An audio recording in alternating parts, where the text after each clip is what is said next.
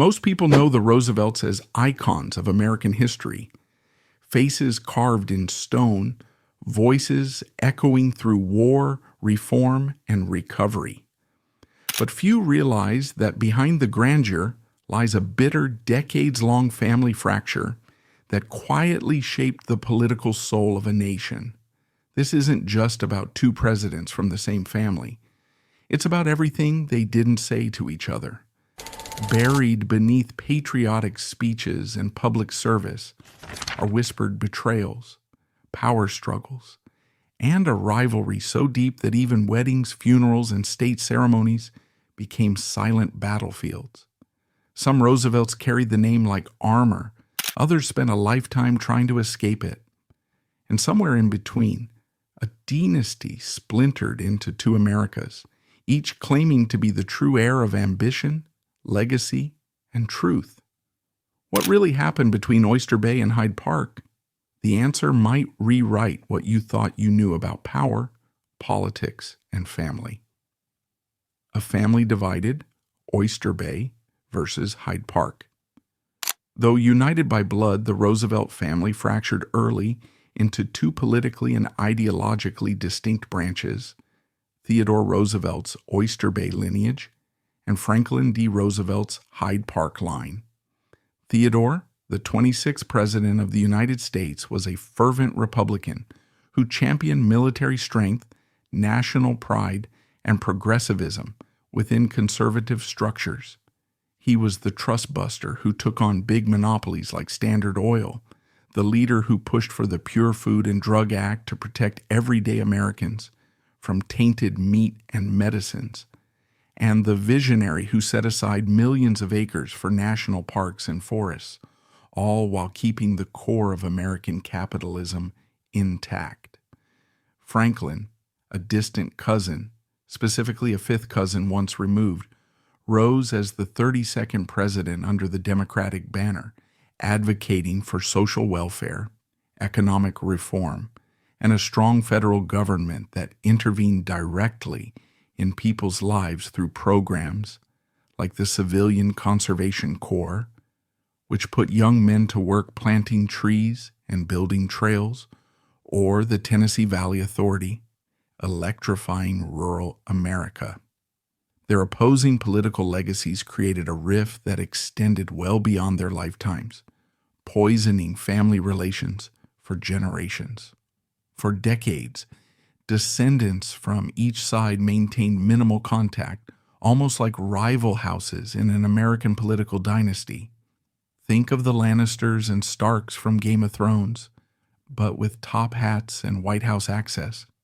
Even during state events or national memorials, it was not uncommon for them to arrive separately and leave quietly, barely exchanging words, as if acknowledging each other would reopen old wounds. But let's rewind a bit to understand how this family, descended from Dutch immigrants who arrived in New York in the 1600s, ended up splitting like this. The Roosevelts weren't just any family. They were old money, with roots in trade, starting with Claus Martensen van Roosevelt, who came over around 1649 and built a fortune in Manhattan real estate deals that turned swampy land into valuable properties, and philanthropy that funded churches and hospitals in the growing city. By the 18th century, the family had split into two lines, one that stayed more urban and mercantile, and another that branched out. The division really kicked off in the 19th century when the family tree branched into two main lines. The Oyster Bay Roosevelts, named after their estate on Long Island's Sagamore Hill, a sprawling 83-acre property with views of the Sound where Theodore would host boisterous family gatherings, fox hunts, and even diplomatic meetings, and the Hyde Park Roosevelts, from their home along the Hudson River at Springwood, a grand Georgian-style mansion expanded over the years with Italianate touches, surrounded by 1,500 acres of farms and forests, where Franklin would ride horses and sail on the river as a boy. Oyster Bay was all about that rugged, adventurous spirit. Think Theodore charging up San Juan Hill in the Spanish-American War on July 1st, 1898, leading his Rough Riders volunteer cavalry, his mustache fluttering in the wind, yelling about the strenuous life in speeches where he'd pound the podium and declare that Americans must embrace hardship to build character. He was the guy who busted trusts with over 40 antitrust suits, built the Panama Canal by negotiating a controversial treaty with Panama in 1903 after supporting their independence from Colombia, and won a Nobel Peace Prize in 1906 for mediating the end of the Russo-Japanese War through secret talks at Portsmouth, New Hampshire. His branch was Republican through and through, emphasizing personal grit, like Theodore's own battle with asthma as a child, which he overcame through boxing and outdoor expeditions, conservation that preserved places like Yosemite and the Grand Canyon for future generations, and an America First attitude wrapped in conservative values, where he believed in a square deal for labor and capital, but without upending the social order. On the other side, Hyde Park was more refined, more calculated, with a touch of aristocratic reserve. Franklin, or FDR as we know him, grew up in luxury at Springwood, his mother's estate, where he was doted on by Sarah Delano Roosevelt, a force of nature herself born into a wealthy shipping family. She was widowed when Franklin was just 18 and controlled the family finances with an iron fist, even giving him an allowance well into his adulthood. Sarah was so protective that she accompanied him to Harvard and later tried to sabotage his engagement by whisking him away on a European cruise. FDR was a fifth cousin to Theodore, distant, but still family, tracing back to Nicholas Roosevelt in the 1600s. He married Eleanor Roosevelt, who was actually from the Oyster Bay branch, Theodore's niece. Her father was Elliott Roosevelt, Theodore's younger brother. That wedding on March 17, 1905 in New York City could have been a bridge between the branches, with Theodore himself walking Eleanor down the aisle since her father had passed away in 1894. The event made front-page news in the New York Times, and Theodore quipped to reporters, "It is a good thing to keep the name in the family," stealing the spotlight as guests seemed more excited to see the president than the bride and groom. But nope, it became a flashpoint for tension as underlying resentments simmered. FDR started his political career mimicking Theodore, even serving as Assistant Secretary of the Navy from 1913 to 1920, just like his cousin did from 1897 to 1898, where he oversaw naval expansions and attended the keel laying of the USS Arizona in 1914, a ship that would later sink at Pearl Harbor, prompting his declaration of war. But when he switched to the Democrats, initially running for New York State Senate in 1910 as a Democrat despite family pressure, and ran for vice president in 1920 on the ticket, with James M. Cox losing to Warren G. Harding but gaining national attention, the gloves came off as Oyster Bay saw this as a betrayal of Theodore's Republican legacy. The rift wasn't just political, it was personal, laced with grudges that would make Shakespeare blush, full of infidelity, alcoholism, and family interventions gone wrong. Take Theodore's brother, Elliott, Eleanor's father. Elliott was the black sheep of Oyster Bay, charming, handsome, and well-traveled, but plagued by alcoholism and infidelity. He had affairs that scandalized the family, including one with a servant that led to a child out of wedlock, and his drinking spiraled after a riding accident. Theodore, being the big brother and family patriarch, stepped in harshly in the 1880s, essentially cutting Elliott off from his family to protect them, sending him abroad for treatment and taking custody of his children, including young Eleanor, who was just 8 when her mother died of diphtheria in 1892. Elliot begged to see his kids but was denied, and he spiraled further, dying young in 1894 at age 34 from a seizure related to his addictions, leaving Eleanor orphaned and resentful. She never fully forgave Uncle Theodore for that harsh treatment, viewing it as abandonment of her beloved father, whom she idolized despite his flaws. Eleanor later wrote in her autobiography about how Elliot's letters to her were full of love and promises he couldn't keep. And when she married FDR, it stirred up old wounds, as Sarah Delano Roosevelt openly disliked Eleanor for her Oyster Bay roots and shy personality, waging a lifelong battle for control over the household, even building adjoining townhouses in New York, where she could pop in unannounced and dictate child rearing for FDR and Eleanor's 5 children, Anna, James, Elliot, Franklin Jr., and John, who grew up in a tense environment marked by their parents' emotional distance and Sarah's dominance. Fast forward to the 1920s, and the bad blood boils over. Theodore's son, Theodore Roosevelt Jr., known as Ted, was a war hero from World War I, earning the Distinguished Service Cross for bravery at Soissons in 1918, where he was wounded. He was a chip off the old block, adventurous and Republican to the core, serving as Assistant Secretary of the Navy under Harding, just like his father and FDR.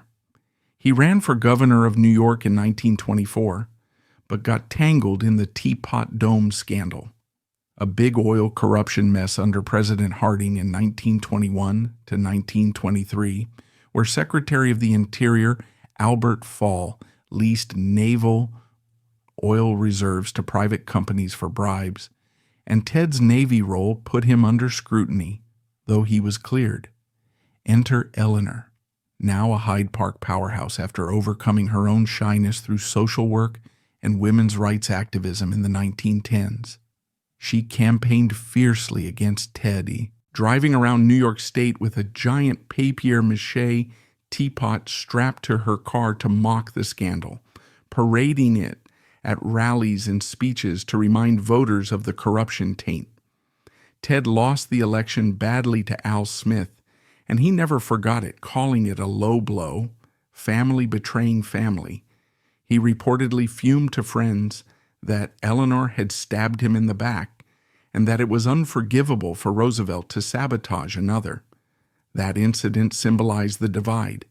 Oyster Bay saw themselves as the true heirs to Theodore's legacy, bold, honorable Republicans who valued personal heroism, like Ted's later explorations in Asia, where he collected specimens for museums, while Hyde Park was pushing this new democratic vision of big government helping the little guy, with Eleanor becoming a key advocate for civil rights and labor unions. When FDR ran for president in 1932 amid the Great Depression, which had left 13 million unemployed and banks failing nationwide, the Oyster Bay folks were livid. Alice Roosevelt Longworth, Theodore's sharp-tongued daughter, known as Princess Alice for her wit and social dominance in Washington, where she hosted salons and once placed a voodoo doll of William Howard Taft in her window. They famously said FDR was a maverick who didn't fit the family mold, describing him as 1/3 mush and 2/3 Eleanor. She hosted anti-FDR salons in Washington, dishing dirt on her cousin, spreading rumors about his health after his 1921 polio diagnosis that left him paralyzed, and even joking that she'd vote for Hitler before FDR. Alice, who had her own tragedies like losing her mother days after her birth in 1884, and a strained relationship with her stepmother, became the rift's vocal embodiment, once quipping at a party, "If you can't say something good about someone, sit right here by me." And oh, the ideologies clashed hard, like tectonic plates grinding against each other. Theodore's progressivism was about reforming within the system. Think national parks established under the Antiquities Act of 1906, food safety laws like the Meat Inspection Act after Upton Sinclair's The Jungle, exposed horrors in Chicago stockyards, but keeping capitalism strong with fair competition rather than government takeovers. He broke up Northern Securities in 1904, mediated coal strikes in 1902 to prevent winter fuel shortages, but always balanced business interests. FDR's New Deal was a revolution. Social Security in 1935 to provide old age pensions, WPA jobs that employed 8.5 million people building roads, schools, the Glass-Steagall Act of 1933 to separate commercial and investment banking and prevent crashes. Oyster Bay viewed it as socialism in disguise, tarnishing the Roosevelt name. Alice called the New Deal a lot of alphabet soup that bloated government. And Ted Roosevelt Jr. even said FDR was ruining the country by eroding individual responsibility, echoing his father's belief in the strenuous life over handouts. Family gatherings? Non-existent after the 1920s. Descendants kept their distance like rival gangs in a turf war, with the Oyster Bay children raised on stories of Theodore's exploits, like his African safari in 1909 where he collected over 11,000 specimens for the Smithsonian, while Hyde Park kids heard tales of FDR's fireside chats, radio addresses from 1933 to 1944 that comforted millions during bank runs and war. At FDR's inaugurations, like his first on March 4th, 1933, where he declared, "The only thing we have to fear is fear itself," or Theodore's memorials, such as the dedication of his statue in 1940, they'd show up in separate cars, exchange polite nods if that, and bounce without mingling. One anecdote from the 1940s, during World War II, Ted Jr. landed on Utah Beach on D-Day, June 6, 1944, at age 56, the only general to do so with the first wave of the 4th Infantry Division, calmly directing troops under fire with a cane due to his heart condition and old wounds, earning a Medal of Honor posthumously after dying of a heart attack a month later.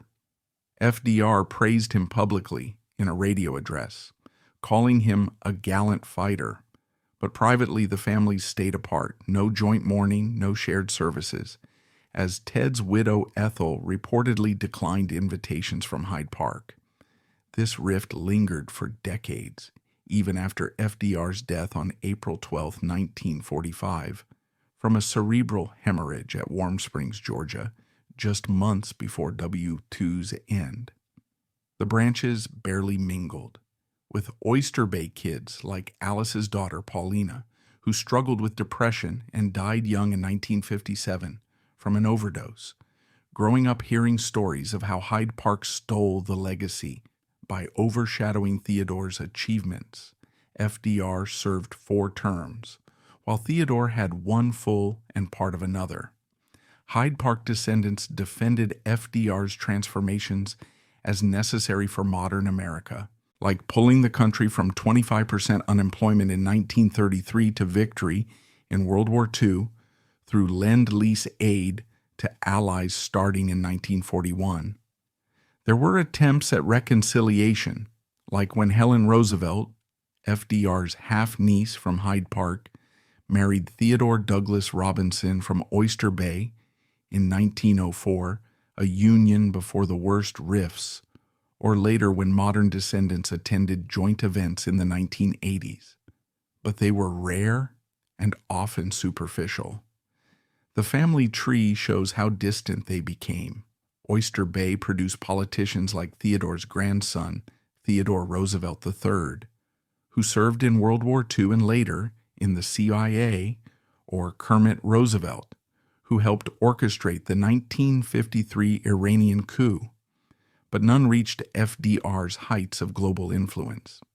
Hyde Park had FDR's sons trying politics. With mixed success, James Roosevelt served in Congress. from 1955 to 1965, but faced scandals over business dealings. Eliot wrote controversial books about his parents' affairs, including FDR's longtime relationship with Lucy Mercer that began in 1914 and strained his marriage to Eleanor after she discovered letters in 1918, leading to a platonic partnership thereafter. Zooming out, this family divide mirrored America's own splits: Republicans versus Democrats, old ways of rugged individualism versus new deals of collective welfare, the Gilded Age's excesses versus the Depression's desperation. Theodore embodied the Rough Rider spirit. From his days as New York Police Commissioner in 1895, cracking down on corruption, to his third-party Bull Moose run in 1912, where he survived an assassination attempt and finished his speech with a bullet in his chest.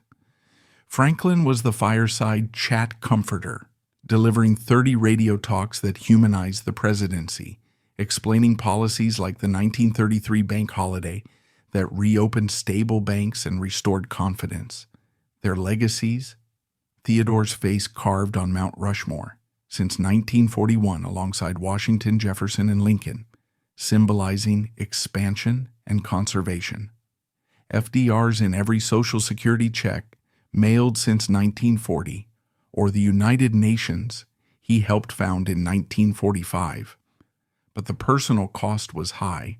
Suicides like Quentin Roosevelt, Theodore's youngest son, killed in World War I aerial combat in 1918, or Paulina Longworth's overdose, affairs such as FDR's with Marguerite Missy LeHand, his secretary who lived in the White House, neglect in both branches.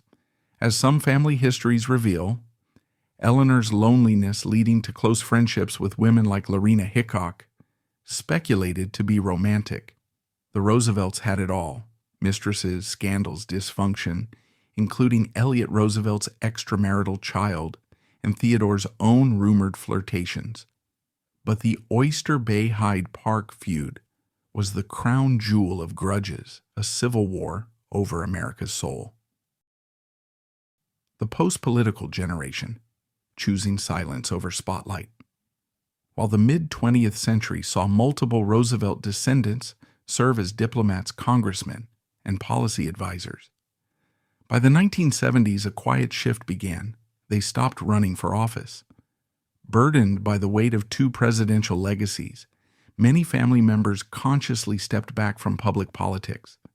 The Roosevelt name, once a golden ticket that opened doors in Washington and state capitals alike, became more of a shadow, one that invoked constant comparison and unrelenting scrutiny from the press, political opponents, and even the public, who expected every Roosevelt to embody the charisma of Theodore's big stick diplomacy or Franklin's New Deal innovations.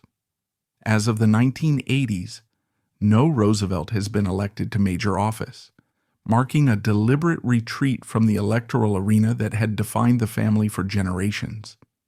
Instead, later generations opted for roles in academia, environmental advocacy, private business, or quiet philanthropy, channeling their inherited sense of public service into less visible but still impactful pursuits. Some even legally changed their names to escape the expectations attached to the Roosevelt lineage, seeking anonymity in professional lives unburdened by historical ghosts. But to really get why this happened, we got to go back a bit and see how the family's political fire started to flicker out. Think about the mid-20th century. That's when the Roosevelts were still riding high on the waves of Theodore and Franklin's achievements, with descendants leveraging the name for appointments and elections. Theodore, the rough-riding Republican from Oyster Bay, had kids and grandkids who dipped into public service, often in roles that echoed his adventurous and reformist spirit. His son, Theodore Roosevelt Jr., or Ted, was a war hero in both world wars, earning the Medal of Honor posthumously for his actions on D-Day in 1944, where he led troops ashore at Utah Beach despite a heart condition, serving as Assistant Secretary of the Navy under Harding from 1921 to 1924, and even running for governor of New York in 1924. Though that Teapot Dome scandal involving corrupt oil leases that implicated his administration peripherally clipped his wings and led to a humiliating defeat against Al Smith, Ted later served as governor of Puerto Rico from 1929 to 1932 and the Philippines from 1932 to 1933, pushing progressive reforms like infrastructure development and anti-corruption measures, but his political ambitions stalled short of national office. Ted's brother Kermit got into shipping and exploration, leading expeditions to Central Asia in the 1920s, and serving in both World Wars, including as a British officer in World War I, but stayed out of elected roles, preferring the thrill of adventure like his father's 1913 to 1914 Amazon expedition down the River of Doubt. Tragically, Kermit struggled with depression and took his own life in 1943 while stationed in Alaska. Their sister, Alice Roosevelt Longworth, became Washington's ultimate insider, hosting influential salons at her Massachusetts Avenue home from the 1920s through the 1970s, where she dished commentary on everyone from presidents to socialites without ever running for office herself. She was famous for her wit, like that pillow she embroidered with, "If you can't say something good about someone, sit right here by me," and her sharp barbs, such as calling her cousin FDR 1/3 mush and 2/3 Eleanor. But even Alice, with all her influence as a behind-the-scenes power broker who advised on Republican strategies and socialized with figures like Joseph McCarthy, chose the role of kingmaker over candidate, perhaps sensing the personal toll of direct political exposure. On the Hyde Park side, Franklin and Eleanor's kids were knee-deep in the game at first, pursuing paths that blended public service with the privileges and pitfalls of their lineage. FDR's sons, James, Eliot, Franklin Jr., and John, all tried their hands at politics in the 1940s, 50s, and 60s, often riding on their father's coattails, but struggling to escape his shadow. James, the eldest born in 1907, served in Congress from California's 26th District starting in 1955, lasting until 1965, where he focused on issues like labor rights and foreign aid, but his career was dogged by scandals, like accusations of influence peddling in his insurance business involving questionable loans and ties to shady figures such as Dominican dictator Rafael Trujillo, whom he allegedly lobbied for in exchange for favors. He ran for governor of California in 1950 but got crushed by Earl Warren, losing by nearly 30 points in a landslide that highlighted voter skepticism toward dynastic politics. People whispered about how he used his dad's name to cut deals, including rumors of bootlegging partnerships with Joe Kennedy Sr. during Prohibition, though James denied them. James later admitted in interviews such as a 1986 oral history for the University of California that he didn't push the right button for higher office, hinting at a lack of that killer political instinct his father had displayed in maneuvering through the Depression with programs like the WPA. Franklin Jr., born in 1914, and who looked and sounded just like FDR with his patrician voice and tall frame, was a congressman from New York's 20th District from 1949 to 1955, but left barely a mark. Critics, including his own brother Jimmy and House Speaker Sam Rayburn, called him out for poor attendance, missing key votes on civil rights and foreign policy, and coasting on the family name without putting in the work, as evidenced by his low legislative output of only a handful of sponsored bills. He aimed high, running for Attorney General of New York in 1954, but got pushed off the ticket by the Tammany Hall machine amid internal Democratic feuds and lost big in the primary. Later, he served as Undersecretary of Commerce under Eisenhower from 1963 to 1965 and chairman of the Equal Employment Opportunity Commission from 1965 to 1966. But scandals like his extramarital affairs and financial troubles derailed further ambitions. Elliot, the middle son born in 1910, had a wild ride. Military service in World War II, where he pioneered air reconnaissance as a brigadier general, flying dangerous missions over Europe, and earning the Distinguished Flying Cross, then ranching in Texas at his 3,000-acre spread near Fort Worth, radio gigs as a commentator on NBC in the 1950s, even serving as mayor of Miami Beach from 1965 to 1967, where he pushed for tourism development. But nepotism charges haunted him, like how he got fast-tracked to captain in the Army Air Corps in 1940, inspiring the Republican slogan, "I want to be a captain too," during FDR's third-term campaign, and scandals over favoring Howard Hughes in aircraft contracts during a 1947 congressional investigation killed his bigger ambitions, leading to a retreat into writing, including controversial memoirs like As He Saw It in 1946 that revealed family secrets. He ended up writing detective novels under pseudonyms and breeding Arabian horses on his ranch, shifting to private life by the 1970s.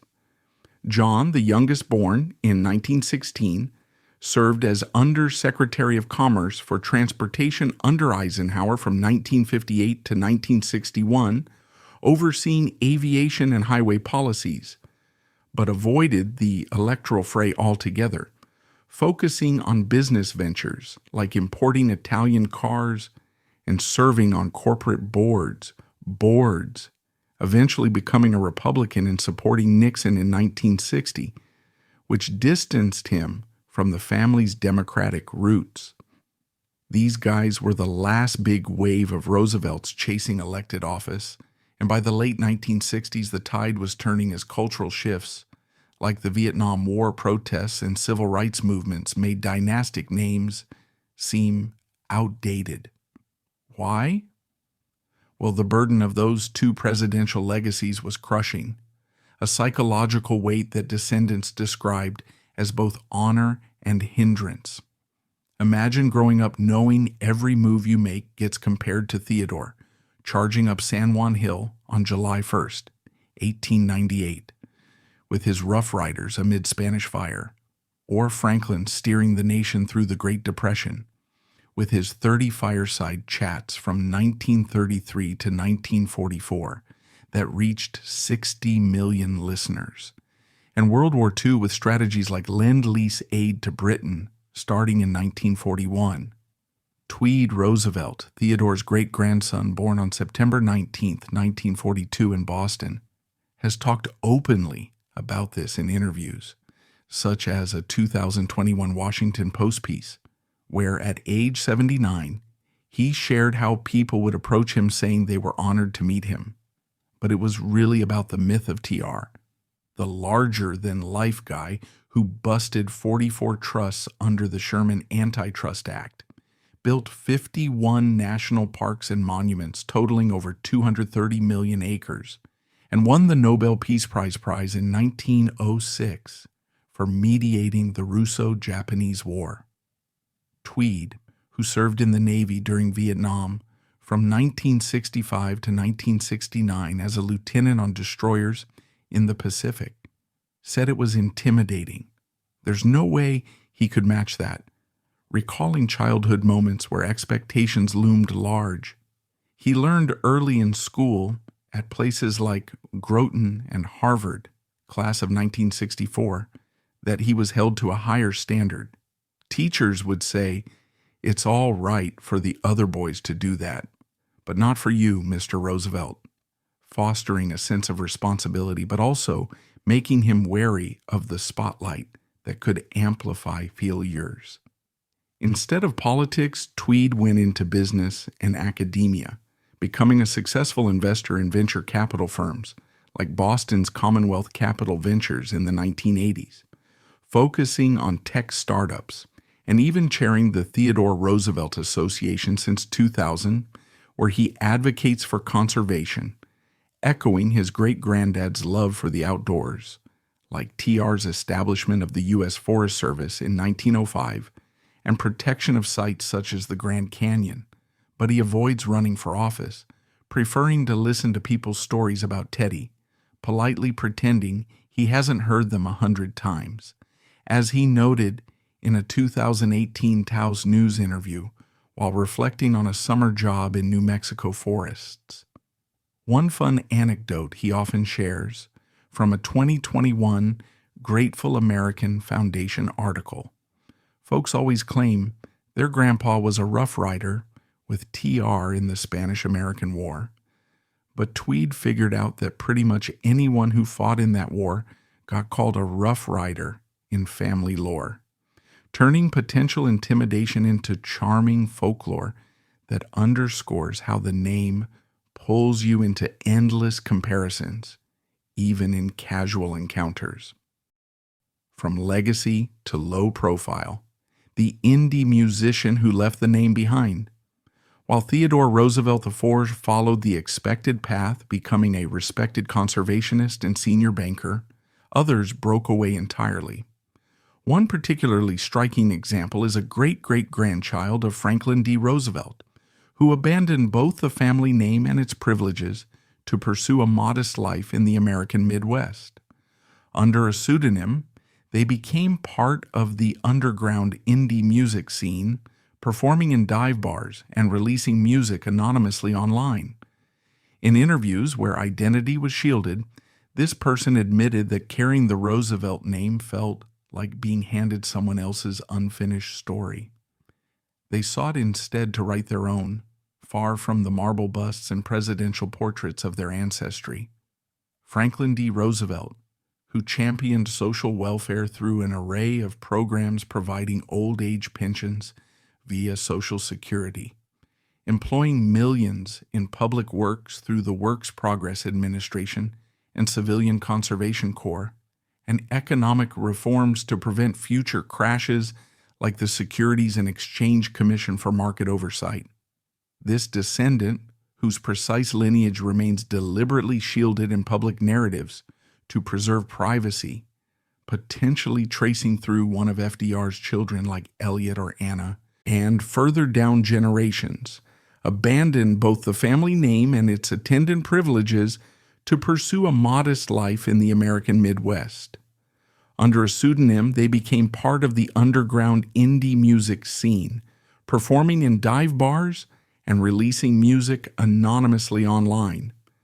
In interviews where their identity was carefully protected, think anonymous quotes in niche music magazines or podcasts with voice distortion and withheld names to avoid any traceable links.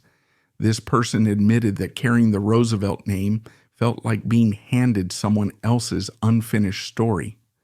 They sought instead to write their own, far from the marble busts and presidential portraits of their ancestry, choosing raw creativity over the inherited expectations of political or philanthropic prominence that often involved high-stakes networking, public scrutiny, and predefined roles in society.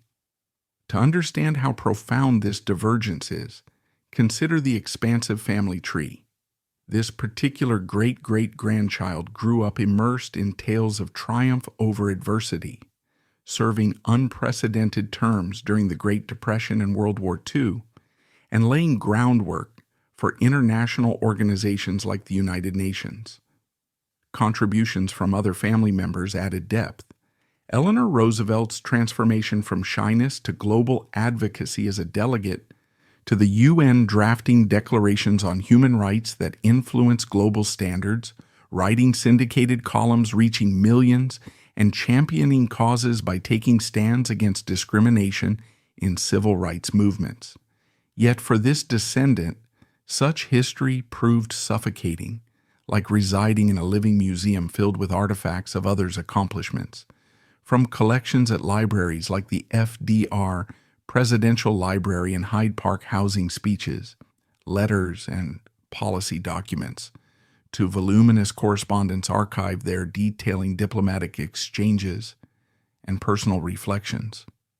Driven by this sense of predetermination, they undertook the bold step of legally changing their name, perhaps adopting a neutral or spousal surname through court proceedings that involved petitions, hearings, and official records sealing to maintain discretion, and relocating to regions where vast prairies and industrial cities offer anonymity far from historic enclaves like New York or Washington, D.C. Think of settling in vibrant yet unassuming hubs like Minneapolis, Chicago, or Kansas City, with thriving music venues for intimate indie shows, all part of a scene that values grit over glamour and fosters communities of artists collaborating on local events. No longer surrounded by opulent estates such as Springwood or Valkill, they embraced a modest lifestyle in compact apartments or shared houses with basic amenities, sustaining themselves with day jobs in everyday settings like independent coffee shops, brewing artisanal roasts, vinyl record stores curating obscure albums, or community arts centers organizing workshops to cover rent, utilities, and gear costs like amplifiers or recording software. Nights were dedicated to the stage wielding a guitar, keyboard, or microphone in dimly lit dive bars characterized by flickering neon signs advertising cheap drafts, scarred wooden counters etched with years of patrons' initials, sticky floors from spilled drinks and sweat, and intimate crowds of patrons sipping affordable beers while swaying to raw performances that often blend acoustic sets with electric distortions. The underground indie music scene, known for its authenticity and DIY ethos, provided the perfect refuge. Lo-fi home recordings captured on basic equipment like affordable digital audio workstations or cassette tapes for a vintage feel, self-organized tours in weathered vans, traversing interstate highways for gigs in basements, warehouses, or small clubs with capacities under 200, and a community built on shared struggles rather than celebrity, including mutual support through house shows or crowdfunding for equipment repairs. This descendant immersed themselves fully, adopting a pseudonym that obscured any familial hints, perhaps something evocative like Echo Prairie or Midwest Ghost, allowing them to release music anonymously on digital platforms like Bandcamp or SoundCloud for pay-what-you-want downloads, free streams, or even limited edition vinyl presses distributed at shows through handmade sleeves. Their sound might fuse genres like introspective folk with acoustic strumming and heartfelt vocals, punk's raw energy through distorted guitars and fast tempos, or electronic textures via synthesizers and loops, with lyrics delving into themes of personal liberation from societal expectations, identity crises amid inherited burdens, love's complexities in fleeting relationships, existential loss in modern isolation, and breaking free from imposed narratives, directly mirroring their admission that the name felt like an unfinished story thrust upon them and transforming personal experiences into universal resonances. In those carefully shielded interviews conducted with indie zines, for deep dives into alternative music cultures or local blogs focusing on regional scenes, where communication occurred via encrypted emails through services like Proton Mail, voice-altering software on calls to disguise accents, or anonymous submissions to maintain secrecy. This person candidly shared the motivations behind their transformation. It was like being given a book with half the pages already written, they elaborated, underscoring the predestined feel of a legacy that dictated paths toward politics, with campaigns and legislation, diplomacy involving international summits, or high society with galas and endowments. I wanted to start with a blank page, my own words, my own melody, they continued, highlighting the desire for self-authored creativity over continuation of ancestral chapters filled with New Deal policies or wartime strategies. They discussed how privileges, networks opening doors to elite opportunities like internships at think tanks or introductions to influential figures, manifested as invisible chains, restricting genuine self-expression and fostering constant comparisons to oratorical prowess in fireside chats or tireless advocacy for human rights. Far from cold marble busts displayed in galleries at the Smithsonian or portraits adorning homes and libraries with stern gazes, they discovered warmth in anonymity where acclaim stemmed solely from artistic merit, not bloodline, allowing for unfiltered feedback from audiences who judge based on emotional impact rather than heritage. Performing in dive bars entailed unfiltered interactions, enduring technical mishaps like feedback loops from faulty mics, rowdy hecklers interrupting sets, or enthusiastic fans sharing personal stories post-set over shared cigarettes, fostering authentic connections absent from elite circles dominated by formalities and agendas. Releasing music online anonymously enabled building a following through organic shares on social media, playlists on streaming services, perhaps collaborating with fellow musicians on EPs exploring themes like harsh winters, symbolizing isolation in snowbound Midwestern towns, or endless highways representing escape from urban pressures, all without encumbrance of historical baggage that could overshadow the work. This individual's choice resonates with broader dynamics within the family, where not all members gravitated toward the limelight of public office or societal influence, such as some who pursued quiet careers in writing or business.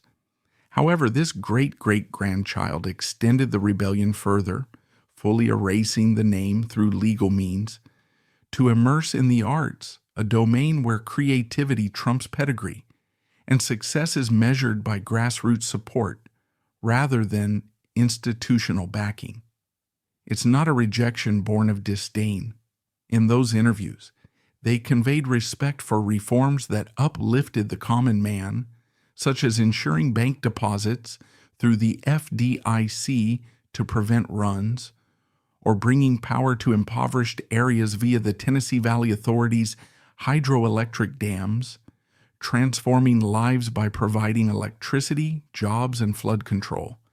Yet they yearned to experience life as one of those common folks, unfiltered by fame, blending seamlessly into communities while performing at festivals like Pitchfork or local haunts, where the emphasis lies on communal energy through crowd participation, mosh pits, or sing-alongs rather than celebrity status with VIP sections.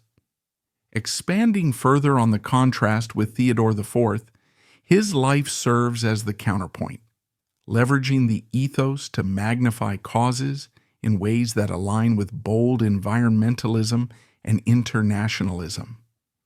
As a conservationist, he has testified before committees on governance, advocating for expanded protected areas in national forests or wetlands, pushed for pricing mechanisms like carbon taxes to reduce emissions by incentivizing cleaner technologies, and defended responsible hunting in public forums, arguing that taxes generate funds for management, drawing from personal experiences as an ethical hunter who follows regulations on bag limits and seasons to ensure population sustainability.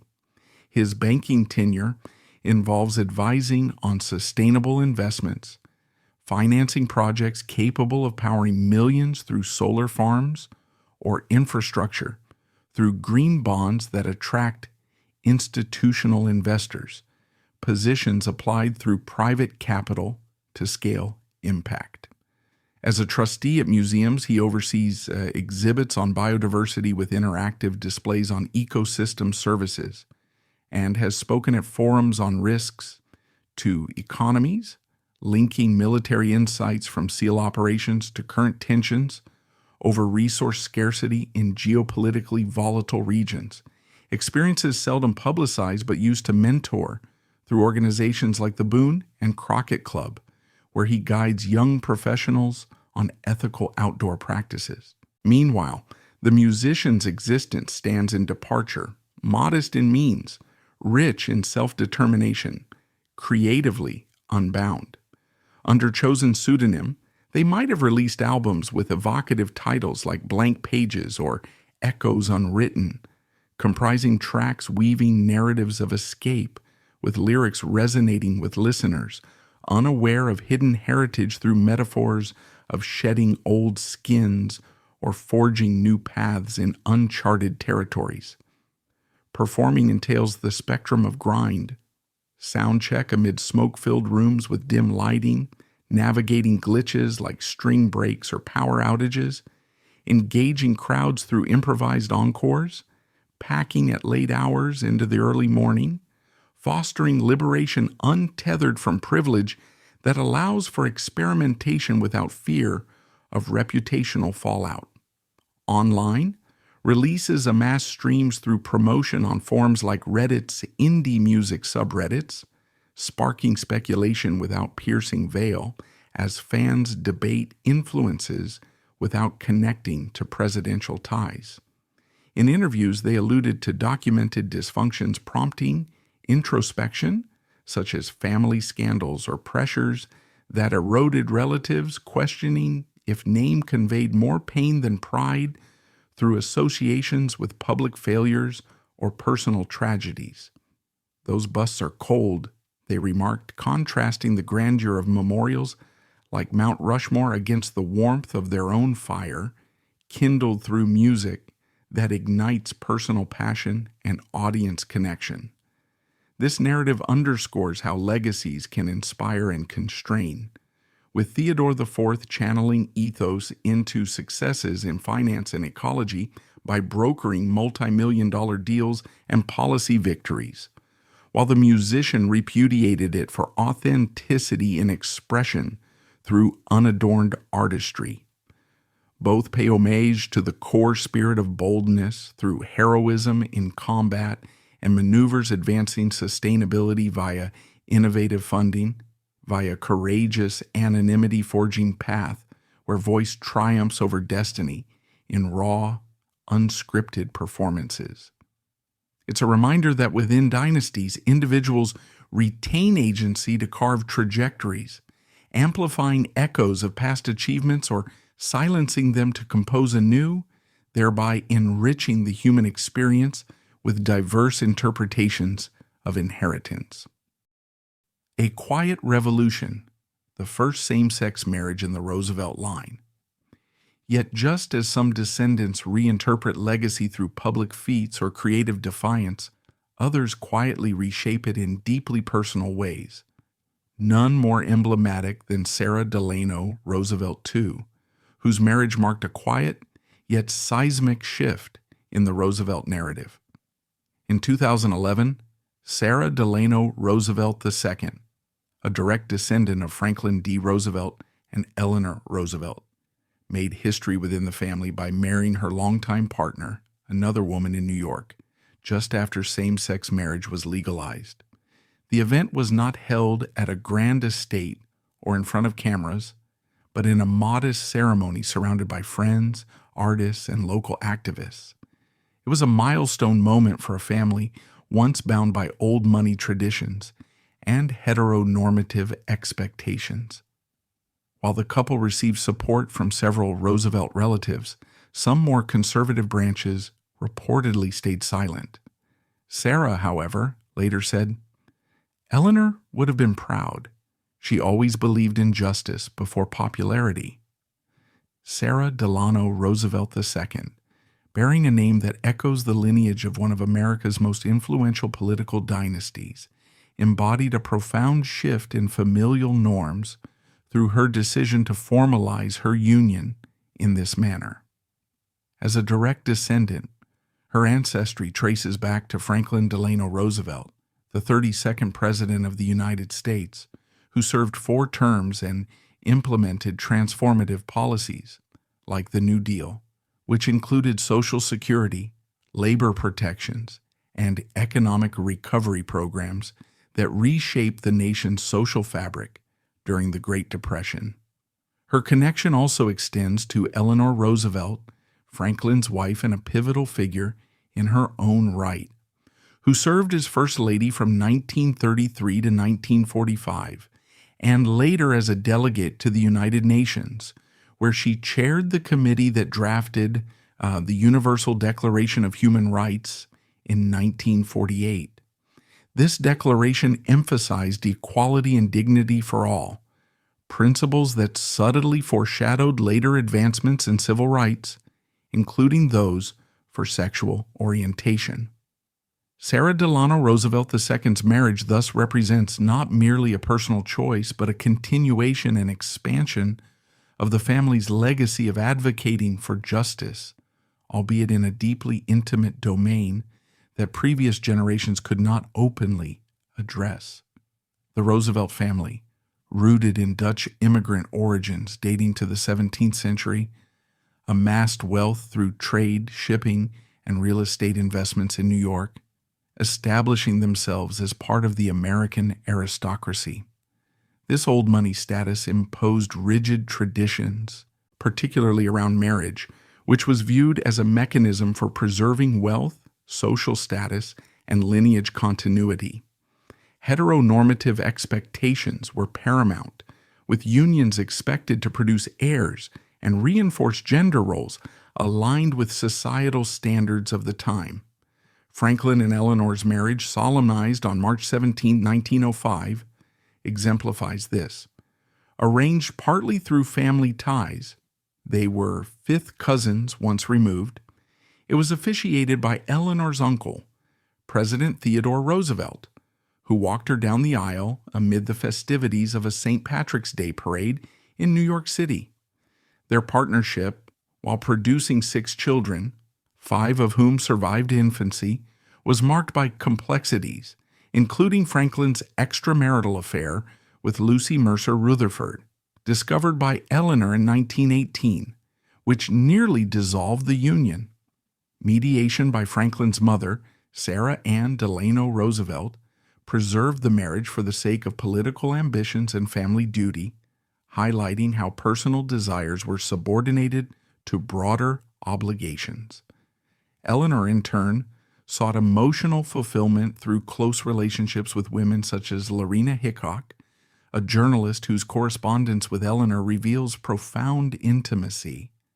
Letters filled with expressions of longing, such as "I ache to hold you close," and declarations of love that historians like Susan Quinn and Blanche Wiesen Cook interpret as evidence of romantic bonds.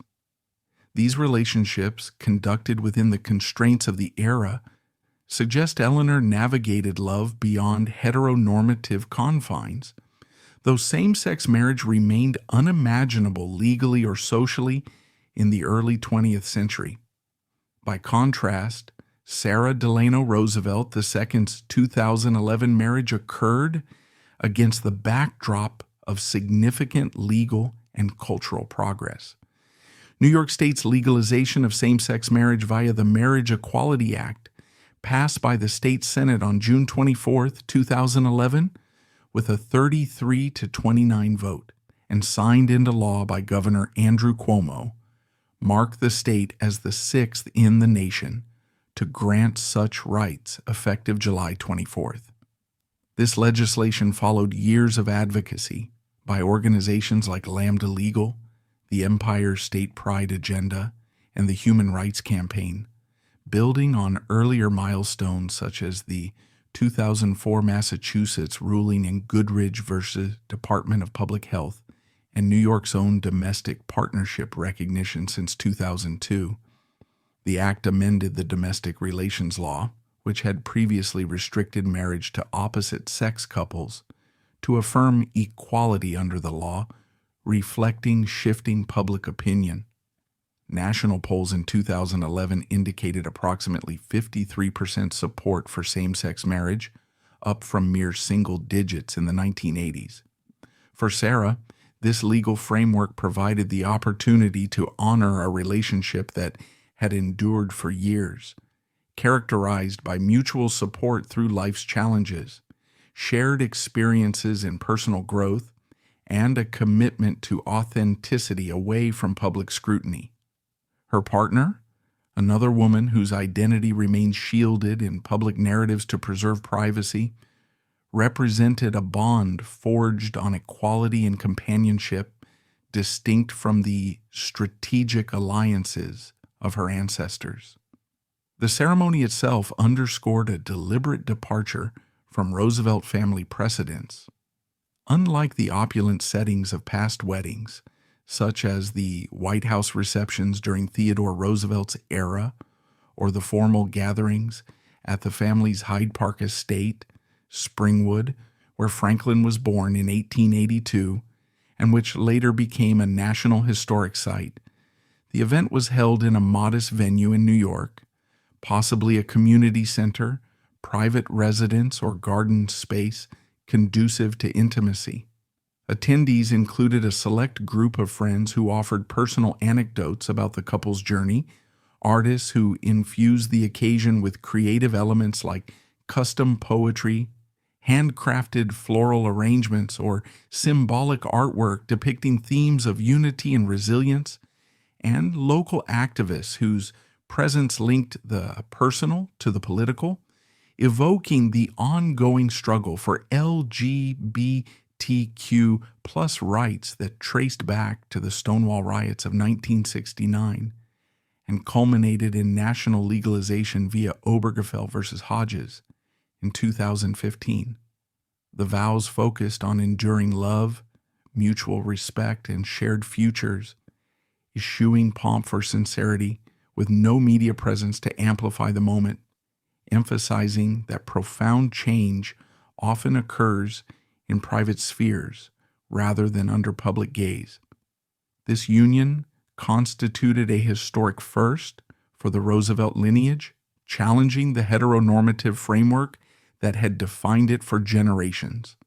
The family's traditions emphasized public service, exemplified by Theodore Roosevelt's trust-busting and conservation efforts, Franklin's wartime leadership, and Eleanor's global diplomacy, but personal lives were governed by norms that prioritized continuity over individual expression.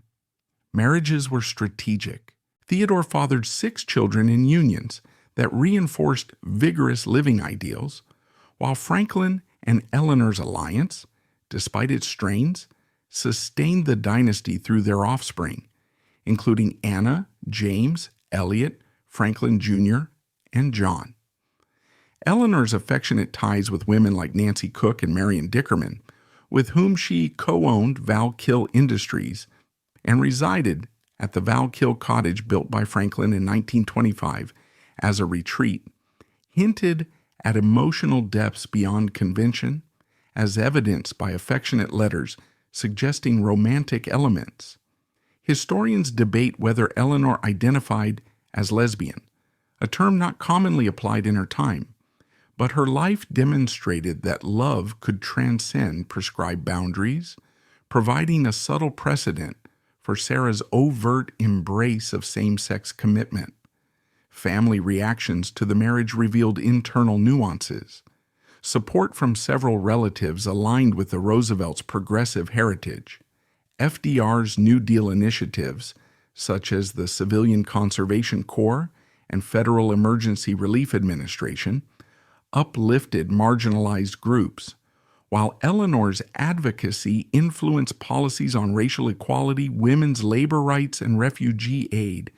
Some family members viewed Sarah's choice as an extension of this ethos, sending congratulatory messages, attending the ceremony when feasible, or expressing approval that reinforced themes of inclusivity.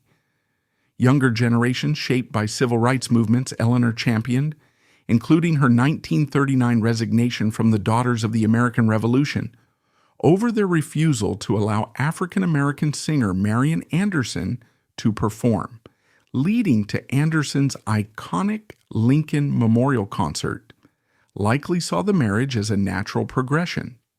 Conversely, silence from more conservative branches of the extended clan, possibly rooted in religious convictions, generational conservatism, or concerns over public perception, underscored lingering tensions. This divide mirrored broader American societal dynamics in 2011, where acceptance was advancing but not unanimous, with opposition often framed in terms of traditional family values or moral reservations, even as federal policies like the repeal of Don't Ask, Don't Tell signaled change.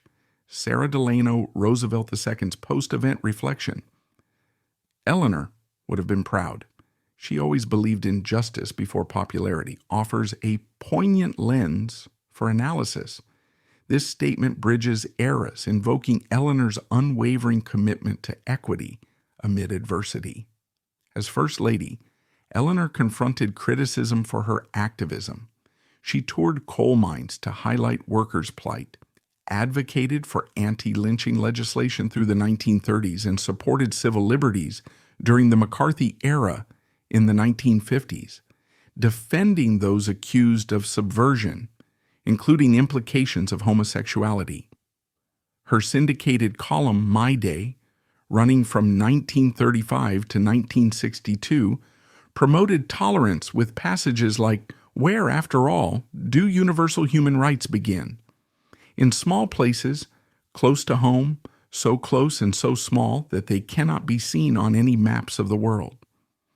This philosophy resonates in Sarah's modest ceremony, a small place where rights were asserted. Eleanor's indirect engagement with LGBTQ+ issues, through her defense of human dignity and friendships that challenge norms, suggests she would have endorsed such justice, prioritizing it over societal approval. Sarah's words thus reclaim Eleanor's legacy, transforming it into a source of empowerment for contemporary expressions of love. Silicon Valley's secret Roosevelts. And while Eleanor's ideals of justice continue to echo through her granddaughter's quiet but powerful act of remembrance, another branch of the Roosevelt legacy chooses a different path, less through speeches or headlines, and more through code and venture capital at the heart of the innovation age. Behind some of today's most innovative startups in artificial intelligence, medical data systems, and digital infrastructure lie names you'll never see in press releases, but whose bloodlines trace back to Sagamore Hill. At least two great-great-grandchildren of Theodore Roosevelt are known to be active in the tech world, including one who has quietly acted as an angel investor for healthcare and AI ventures. One of them was reportedly an early backer of a startup now valued at over $1 billion. These individuals rarely speak publicly and prefer to keep their heritage under wraps, some using maternal surnames, others dropping surnames entirely to avoid media fixation or nostalgic branding. Their ethos? Let the work speak, not the name.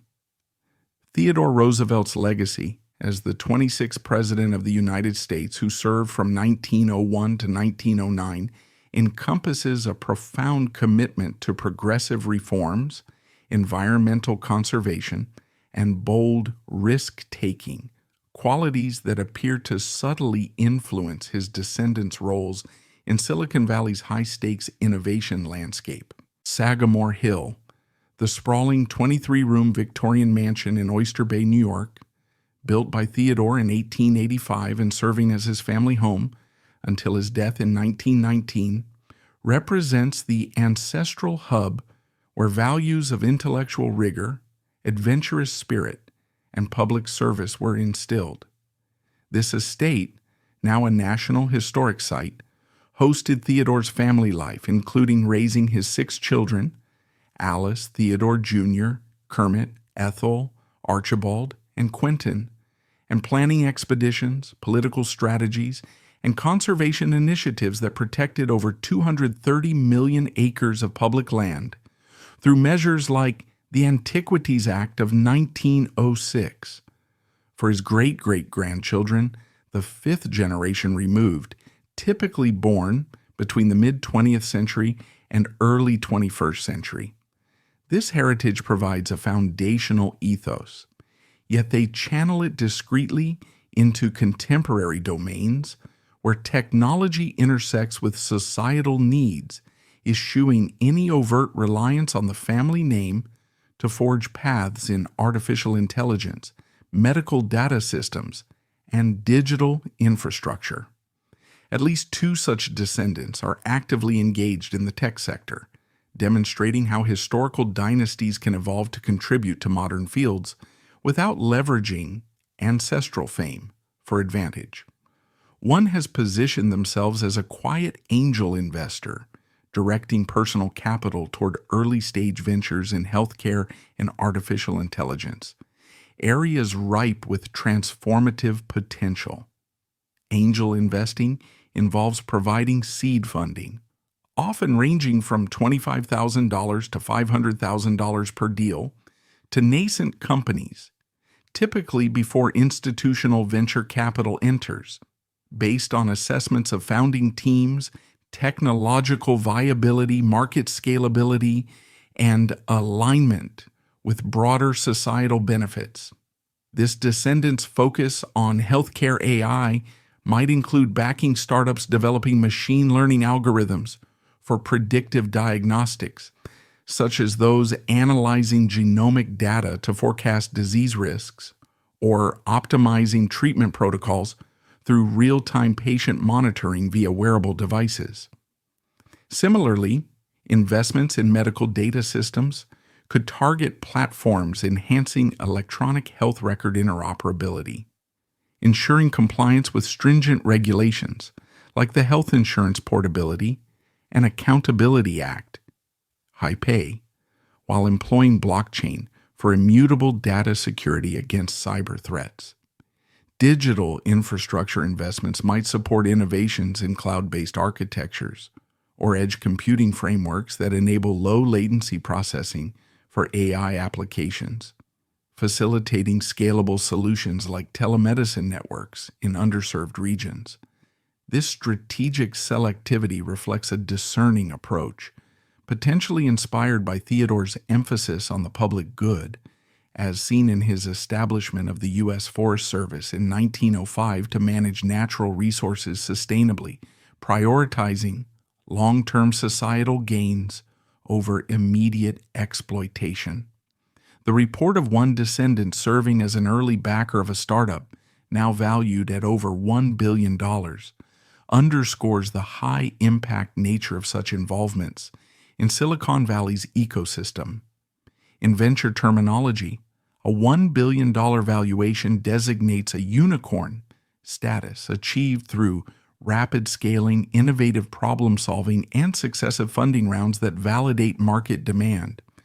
Early backing entails committing resources at the pre-seed or seed stage, when the company may consist of a small team prototyping ideas amid uncertainties like technological feasibility, regulatory approvals, or competitive landscapes.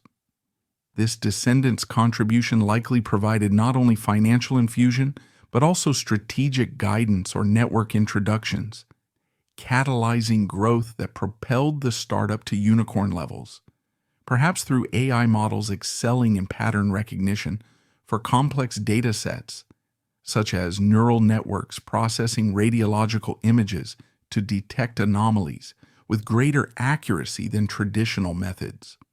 Alternatively, the startup could specialize in medical data platforms, integrating disparate systems via standards like fast healthcare interoperability resources, FHIR, enabling predictive analytics that reduce hospital readmission rates or personalized therapies based on aggregated patient histories.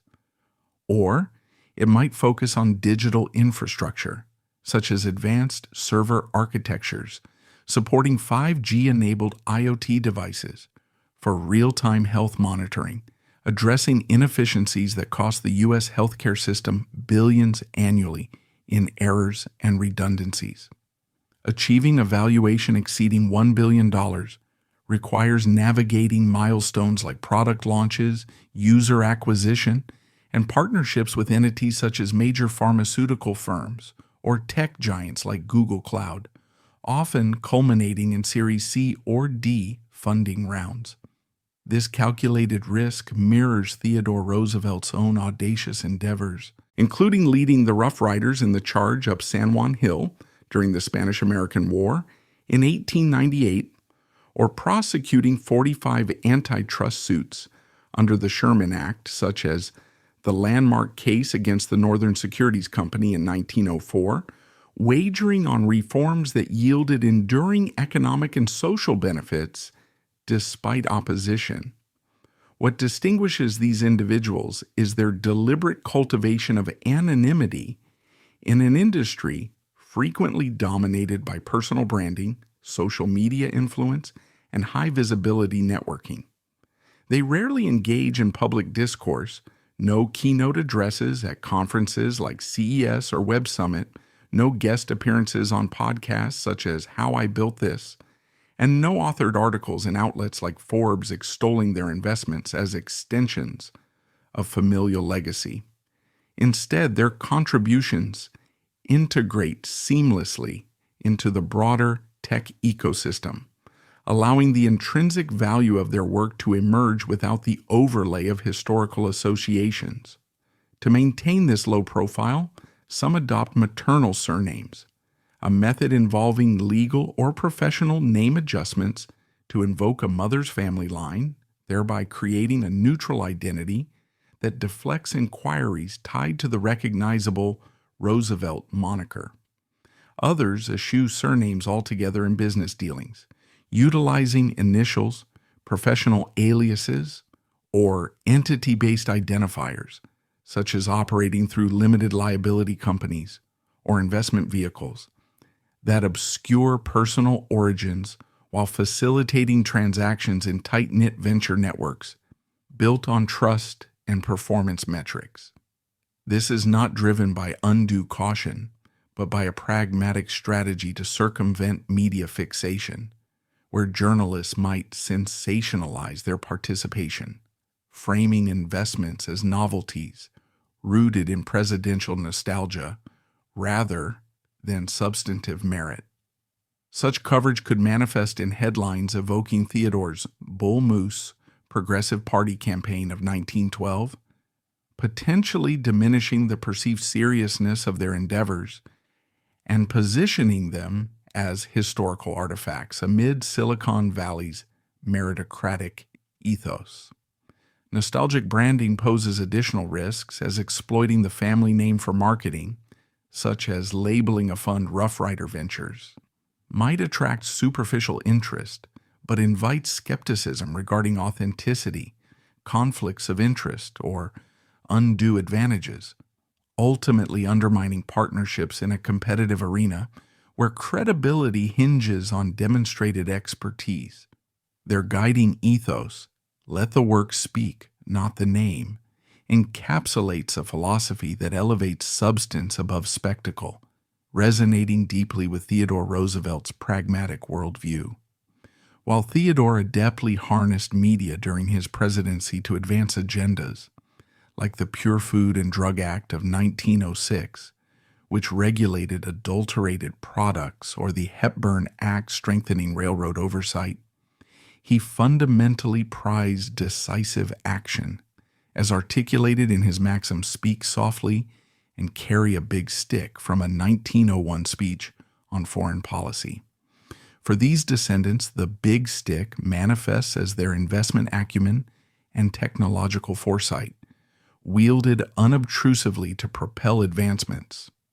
This stance integrates harmoniously with Silicon Valley's culture, where luminaries like early Google engineers or anonymous open-source contributors succeed through technical proficiency rather than self-promotion. A deeper examination suggests this strategy may derive from the Roosevelt family's multi-generational encounters with public scrutiny. Theodore's offspring grappled with his overshadowing fame. Alice Roosevelt Longworth evolved into a sharp-witted social commentator amid personal scandals. Kermit pursued perilous explorations, culminating in his tragic suicide in 1943. And Archibald balanced military heroism with financial pursuits. Subsequent generations, including those linked to Franklin D. Roosevelt's Hyde Park branch, endured intensified attention during the New Deal's economic upheavals and World War II's global conflicts. For great-great-grandchildren immersed in narratives of this relentless visibility, the preference for privacy becomes a protective mechanism, particularly in tech's data-centric realm, where ethical concerns around surveillance and breaches abound. By concealing heritage, they guarantee evaluations based solely on innovation, sidestepping perceptions that opportunities arise from name recognition rather than intrinsic value, such as due diligence on startup traction or alignment with emerging trends like quantum computing enhancements for AI. And that's all for today's video. Don't forget to leave a like, comment your thoughts, and subscribe so you'll always be in the loop. Thanks for watching.